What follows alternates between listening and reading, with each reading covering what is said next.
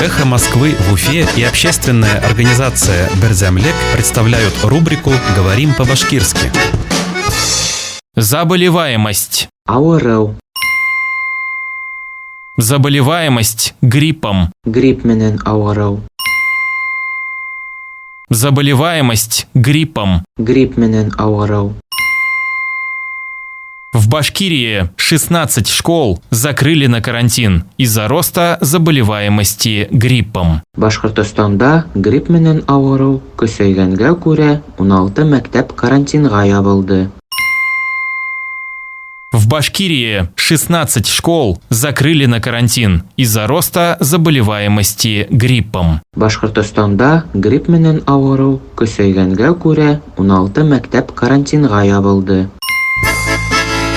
«Эхо Москвы» в Уфе и общественная организация «Берзямлек» представляют рубрику «Говорим по-башкирски».